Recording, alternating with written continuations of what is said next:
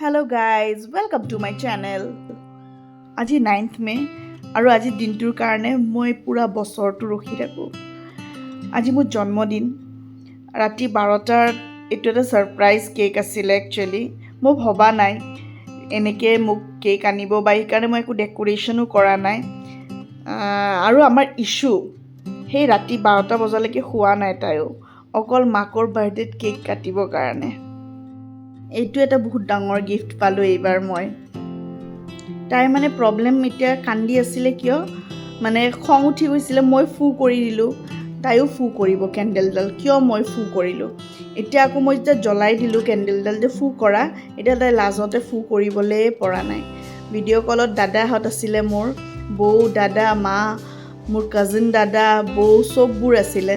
তাকে বহুত ভাল লাগি আছিলে আৰু চবকে কৈ আছিলোঁ চিঞৰি চিঞৰি গাবলৈ, বাৰ্থডে উইচ কৰিবলৈ মোক। তাইও বিৰাট ফূৰ্তি পাইছে সেই ৰাতি 12টাত কেক কাটিবলৈ পায়। সৰুতে আমিও এনেকৈ বহুত এক্সাইটেড হৈ আছিলোঁ। বাৰু এক্সাইটমেণ্টটো এতিয়াও কমা নাই, এতিয়াও সৰুৱে হৈ আছোঁ দিয়কচোন। কমিবও নালাগে নে কি কয়। তেনেকৈ ৰাতি 12টাতে কেকটো কাটিলোঁ। বহুত ভাল লাগিছে। হাজবেণ্ডে এটা ইমান ধুনীয়া এটা মোক এনেকৈ ছাৰপ্ৰাইজ দিব বুলি মই একচুৱেলি ভবা নাই। কৈছোঁ ৰাতি ইমান ৰাতি কিয়নো কেক কাটো, তাইও শুবলৈ তাইতো শুব বুলি মানে কনফাৰ্মে আছিলোঁ, ইমান দেৰিলৈকে তাই নাথাকে এনে। কিন্তু আজি মাকৰ বাৰ্থডে কাৰণে ইমান ৰাতিলৈ তাই কেক কাটিম বুলি ৰখি আছিলে। থেংক ইউ ছ' মাছ ইছ্যু। তাৰপিছত আবেলি অকণমান ওলাই গ'লোঁ আমি। ওলাই মানে আমাৰ ওচৰতে ৰিজৰ্ট এখন আছিলে, তাত গ'লোঁ। বোলো কিমাননো আৰু ঘৰতে ভাত বনাই থাকিম, আজি অকণমান বাহিৰত ডিনাৰটো কৰি আহোঁ, অলপ নিজকে স্পেচিয়েল ফিল কৰাওঁ। তো সেইটো ভাবি কেনে তাই একেবাৰে গাড়ী চলাবলৈ ল'লে। এখেত অকণমান ওলাই গৈছিলে কিবা এটা বস্তু আনিবলৈ। তো এনেকৈ আমি আহি পালোঁ আমাৰ ডেষ্টিনেশ্যন। আমাৰ ওচৰতে আছে তিনিচুকীয়াতে পাম ৰিজৰ্ট বুলি, বহুত ধুনীয়া হয় ৰিজৰ্টখন। আৰু তাইতো পাৰ্কত আহিছে, তাই বেলেগ ক'তো নহয়। তাই এতিয়া জনা হৈ গৈছে যে আমি য'তে যাওঁ তাত মানে পাৰ্ক এখন থাকে।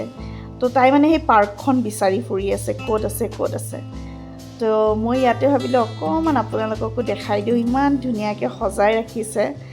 বহুত ভাল লাগিছিলে ৰিজৰ্টখন দেখিবলৈ। একচুৱেলি দিনতকৈ ৰাতিৰ পৰিৱেশটো বেছি ভাল লাগে। ইমান ধুনীয়া লাইটিং, ফাউণ্টেন, ইমান ধুনীয়াকৈ ফাউণ্টেন আছিলে, লাইটিং, গছ গছনি, ভেৰাইটি এইবোৰ থাকেই বাৰু ৰিজৰ্টত। সেইবোৰ চাই কিবা এটা ভাল লাগি যায়নে।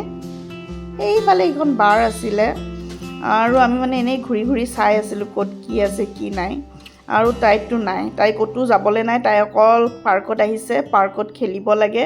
আৰু ইয়াতে এজন মেকুৰী এটা আছিলে পোৱালি, তাইৰ লগত ফ্ৰেণ্ডশ্বিপো হৈ গৈছে। সিও পোৱালি ন, পোৱালিৰ মন বুজি পায়, সিও একেবাৰে ইছ্যুৰ লগতে খেলিব ধৰিছিলে। তাৰপিছত তেনেকৈ দেউতাকে তাইক হেল্প কৰি দি আছে, য'ত যি পিছে পিছে পিছে পিছে দেউতাক দৌৰি আছে, তাই ইফালে দৌৰি আছে, দেউতাকো পিছে পিছে গৈ আছে। তেনেকৈ সিহঁতৰ এনজয় কৰি আছে, ময়ো সিহঁতৰ লগত এনজয় কৰি আছোঁ। সেই আৰু এটা কোৱালিটি টাইম স্পেণ্ড কৰিবলৈ ভাল লাগে আৰু চবৰে হয় এনেকুৱা। এইফালে মেকুৰী পোৱালিটোও খেলি আছে আৰু মোৰ পোৱালিটোও খেলি আছে। তাকো মেকুৰীৰ মাকজনীও আছিলে দেই, কিন্তু নাই, তাই সেইবোৰ ভয় নাই। তাই পোৱালিটোৰ লগত খেলি আছে আৰু পোৱালিটোৰ একো ভয় নাই, তাইৰ লগত খেলি আছে। কিন্তু যেতিয়া ওচৰত যায় তাই আকৌ পলাই যায়। তাহাঁতে সেনেকৈয়ে এনজয় কৰি আছে। মই ইয়াতে ফাৰ্ষ্ট টাইম আহিছোঁ, বহুত ভাল লাগিছে দেই। মই ছাজেষ্ট কৰিম আহিব পাৰে আপোনালোকেও। পৰিৱেশটো ঠাণ্ডা পৰিৱেশ, নিজৰ ভালপোৱা মানুহজনৰ লগত আহিব পাৰে, হয়তো ফেমিলি এটা কোৱালিটি টাইম স্পেণ্ড কৰিব পাৰে। একো প্ৰব্লেম নাই, আৰামছে বহা জেগা আছে, বহি কেনে ধুনীয়াকৈ কোৱালিটি টাইম এটা স্পেণ্ড কৰি আপোনালোকে যাব পাৰে। ৰেষ্টুৰেণ্টত সোমাই কেনে পোনপ্ৰথমতেতো তাইক ফ্ৰেঞ্চ ফ্ৰাইজ দি কেনে ব্যস্ত কৰি থৈ দিলোঁ। তাই বাহিৰত একো নাখায়, ঘৰত খুৱাই লৈ আহিছিলোঁ বাৰু মই তাইক আজি।